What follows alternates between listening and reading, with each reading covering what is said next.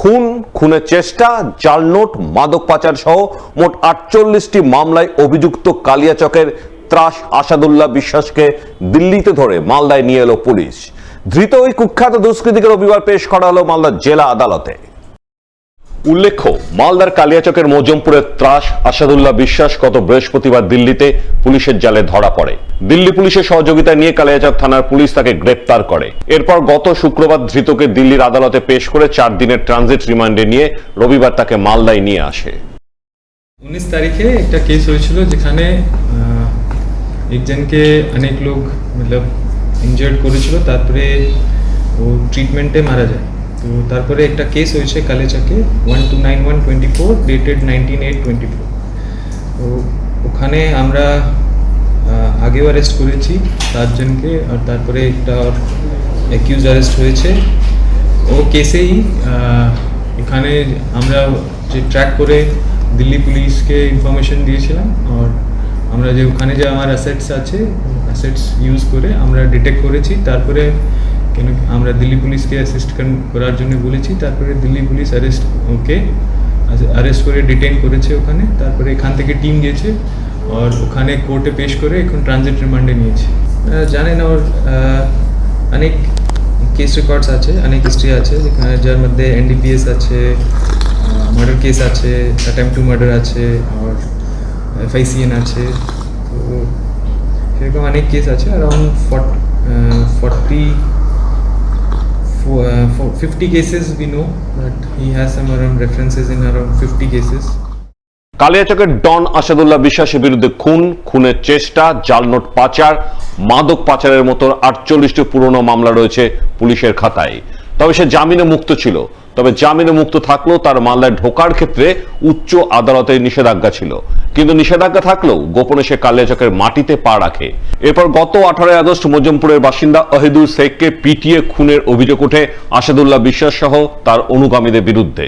সেই ঘটনায় পুলিশ আগেই আসাদুল্লাহ বিশ্বাসের এক ছেলে সহ মোট 9 জনকে গ্রেপ্তার করে। তবে এতদিন পলাতক ছিল মজমপুরের ত্রাস আসাদুল্লাহ বিশ্বাস, কিন্তু শেষ রক্ষা হয়নি। গত বৃহস্পতিবার সে দিল্লিতে পুলিশের জালে ধরা পড়ে। এরপর কালিয়াচক থানার পুলিশ তাকে 4 দিনের ট্রানজিট রিমান্ডে নিয়ে রবিবার মালদায় পৌঁছায় এবং ধৃত কুখ্যাত দুষ্কৃতীকে 10 দিনের পুলিশি হেফাজতে নেওয়ার আবেদন জানিয়ে পেশ করে মালদা জেলা আদালতে।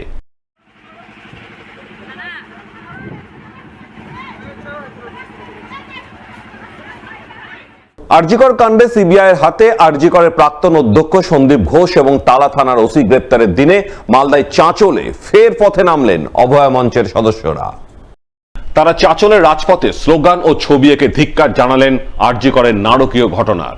সে সঙ্গে ঘটনার বাকি জড়িতদের অবিলম্বে খুঁজে বের করে সকলের দৃষ্টান্তমূলক শাস্তির দাবি জানালেন চাঁচলের অভয়া মঞ্চের সঙ্গে যুক্ত শিল্প, সাংস্কৃতিক, শিক্ষা জগৎ সহ বিভিন্ন মহলের বিশিষ্ট সাধারণ মানুষজন।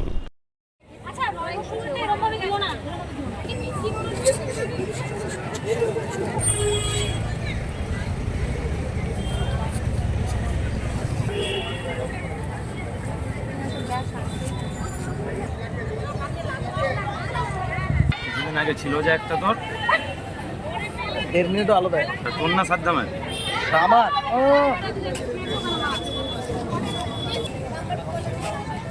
শহরে যত আর্টিস্ট রয়েছে, যারা প্রতিবাদী মানুষজন রয়েছে, তারা একসাথে সমবেত হয়েছি আজকে এই জায়গাটায়। এবং আমাদের রাস্তা দখল চলছে, ছোট থেকে বড় সকলে মিলে। ইভেন আমাদের সাথে 6 বছরের একটা বাচ্চা মেয়েও ছিল। সবাই মিলে আমরা রাস্তায় প্রতিবাদী কিছু ছবি আঁকছি, সাথে কিছু স্লোগান লেখা চলছে। সাথে যারা মানুষজন রয়েছেন চাঁচলের প্রতিবাদী মানুষজন, বেসিক্যালি তারা সকলে এসেছেন, কেউ আবৃত্তি করেছেন, নিজেদের বক্তৃতা দিয়েছেন। আমাদের কর্মসূচিটা একে ঘিরেই ছিল। ডিমান্ড করছি এবং বিচার আমরা পাবো। আমরা প্রশাসনের ওপর আস্থা রাখছি অবশ্যই। ন্যায়ের পথে থাকলে সত্যের জয় চিরকাল হয়, আমরা আশাবাদী। এবং এতগুলো মানুষ, বিভিন্ন বয়সের মানুষ এখানে পথে নেমেছেন, আমার তো মনে হয় জাস্টিস আমরা অবশ্যই পাবো। মেয়েদের হাতে বর্তমানে অস্ত্র উঠে এসেছে, তার মানে এবার ভেবে দেখুন আমাদের অকাল বোধনের সময় দ্রুত এগিয়ে আসছে।